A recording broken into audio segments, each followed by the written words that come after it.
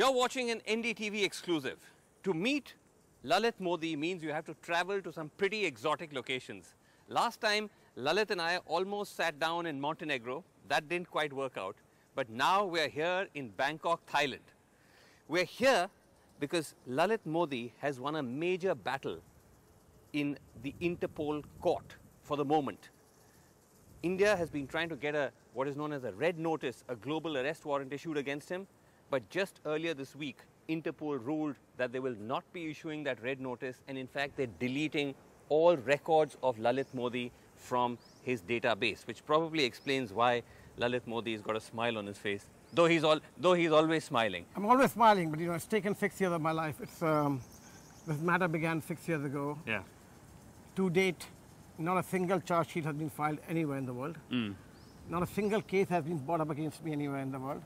If anyone knows in media that they say they are going to question me for something, they question everybody. But the cases against you in India do remain. I mean, it can remain. Interpol has given you a clean sheet. One second. The case in India can remain with the ED. At the end of the day, it will have to go to court one day. Yeah. If somebody wants to investigate, they're most welcome. But ultimately, it has to go to court to be tried. To be tried, you must have some documentation. You must have something on your plate. I'll come to those. In the lawns of a high-end hotel in Bangkok, Lalit Modi celebrates a breakthrough. In its order, Interpol outlined why they rejected India's demand for a global arrest warrant, simply because India didn't produce enough evidence to prove that Lalit had siphoned off crores of money from the sale of TV rights of the IPL. But is that all to it? Amongst Lalit Modi's closest friends are a former head of Interpol, Ron Noble, seen here at a VIP box in a Madrid football stadium. Amongst his lawyers is Rustel Martha, a former legal counsel for Interpol, heading a legal firm that Modi himself helped set up. Tell me about Interpol first. Yes. Because some say that you knew this was coming. Oh, I had. Because you have gamed the system. You have contacts in Interpol, and they have helped you out on more than one occasion. I think you got Interpol completely wrong. All right. First and foremost, there's a secretariat. Yes. And then there's a commission. Right. There's an independent commission of judges, which comes from various parts of the world. Okay. They are the ones who decide. Nobody's allowed to go and meet the judges. If I tried to meet the judges, we were not even given access. So nobody gets access to the judges. They independently make the judgment. Sit down and take the decision. But when people say that amongst your best friends is a gentleman called Ron Noble, who is the former head of Interpol. But he's the secretariat. He himself cannot talk to the commission. Please understand. But he's a dear friend of yours. He's a good friend of mine. But point is not that. I have lots of good friends around the world. Yeah. The point is that Interpol decides the matter on the basis of legality. By the way, it's not that they gave me a clean sheet all the way through.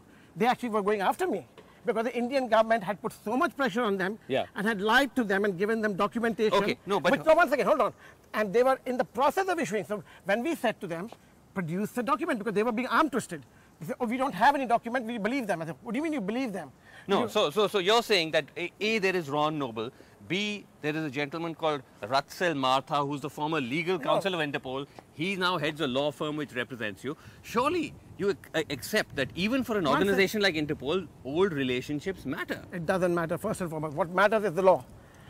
What matters is the law. This is an international, worldwide, most famous body in the world. One second, most famous body in the world. Yeah.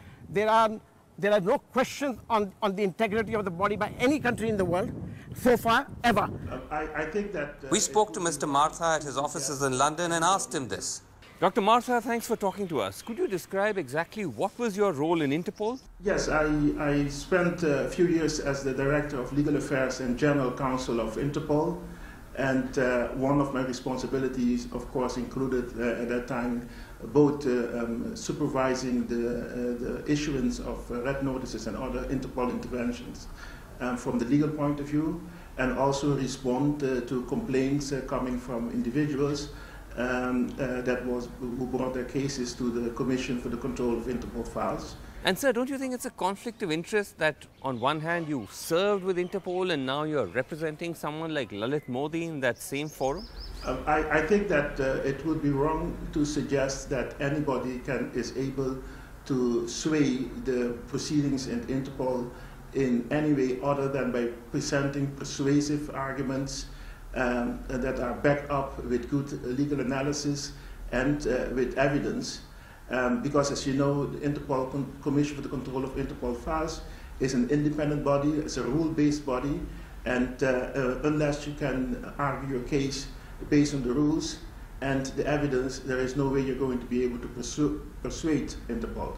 I ask you something which a lot of people have in their Yes. mind. You're saying you've not siphoned off any money from Yes. IPL, but you're not associated with IPL anymore. Then how do you afford this Lalit Modi lifestyle? What are you talking about? Here we are in this. Have you seen know, the KK Modi group? Have you seen luxurious have you hotel seen the in Modi, Bangkok? you know how big the Modi group is? Are you aware? The question is valid.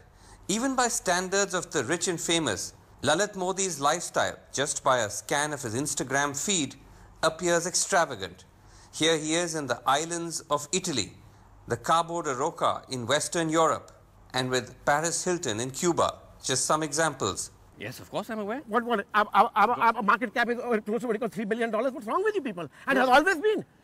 And always had a lifestyle bigger than anybody else in India from the very beginning. So So are you how do you saying- think the Modi family was the premier family in Delhi? Okay, so my grandfather Gujarmal Modi built what? Okay, So so what, are you I saying- think that you think that because I came with a diamond spoon in my mouth, not with a silver spoon. I came with a diamond spoon in my mouth, Okay, and I've but always had it. Are you saying Yes. that the family wealth is Yes. what is subsidizing It's all not this subsidizing. larger than life? What is subsidizing? It's my wealth, Okay. so I can do what I want with it. But So you're what- not actively involved in the family business. Well, That's what I'm asking you. 1 second. Whether you're involved or not involved, every shareholder of the business is equal of the business. Yes. So if you're a shareholder of the business and you're a member of the family, you get equal. And I was involved with the business, and I'm not involved sometimes. We have a totally professional management, first and foremost. No members of the family are involved in the day-to-day functioning of any company. Right. All companies that are set up, new members participate. This is Godfrey Phillips, which is the cigarette maker. They're all just, professionally managed. which is the big sort of revenue generator. And Indophil, big generator. Indophil, which is chemicals and and largest manufacturer insecticides and chemicals in the world. insecticides and chemicals. yeah. And so these are individually managed companies, highly profitable companies. Okay. Their market caps run into billions. Okay, their turnovers run into billions. So they're highly profitable. We So take all any this debt. you're saying, it is as you said, you're born with a diamond spoon in your mouth. Yes. So therefore, all of this What is it got to do with cricket? flows from that. No, the question is, because the allegation being that where is the money coming from? Like I said at the outset, Ask the politician. to One afford second, the Lalit Modi ask lifestyle. the politician. Yeah. All the politicians in Delhi for the last 50 years, Yeah. where did their money come from? Not me. Ask them where their money came from. But while he may now be free to travel the world, he can't return to India until he rebuilds bridges with the regime of the day. Lalit Modi has always been a vocal admirer of the Prime Minister, and yet also now an embarrassment to Mr. Modi's record. You have been a big admirer of Narendra Modi. Yes. You're public about it. Yes. You continue to admire him. I completely admire him. Look what he has done with the currency. Look what he has done with the GST. Nobody else could do it. He has gone out there and implemented. These are tough steps. And you know, a lot of people criticize him. But in the long run, these policies are what are going to safeguard India's economic But policy. here's the great irony of it. The fact that you managed to once again embarrass India in the international forum. I am not interested in embarrassing- embarrasses the government, embarrasses second, Narendra Modi. 1 second. Because 1 people second. turn around and say, let me finish. Yes. People turn around and say, here is a gentleman who says he'll come in, he'll catch all those who face charges of corruptions, he'll bring back Vijay Mallya, he'll bring back Lalit Modi, and here we are. Listen, you can bring enjoying back, this beautiful 1 second. Bangkok morning. Because it is you people who think that there is corruption. When there is no corruption, what do you want to catch? I've been saying, so as far as I am concerned, I am saying very clearly from day one, I've said whatever I said. I said Srinivasan was a crook. You guys said no. 4 years later, he became one. Everybody that I pointed out. No, but you're- 1 minute. My No, no. question is on Narendra Modi, and No, my question is... my question on Narendra Bhai is also this. My point is Yeah. that why you think that that if I have to save myself, that it is going to bring no credibility on the nation. That is not my fault. Because that Please, government is the same government. The that- government that- of India is pursuing you. The government is headed by the Prime Minister. The Prime What can Minister I is do Narendra about Modi. that? But there is the people in the department who should do their job, and the people in the department don't do their job and get the documents across. I can't be held to respond to. Have you had any chance to convey your point of view to him? No, I haven't had a chance to convey my point, and I don't need to, because in my heart, I know I'm clean, and I know I don't need to. See, if I would be running away from things if I wasn't clean. I am not doing that for one reason only, because I know I'm clean. I'm from day one saying that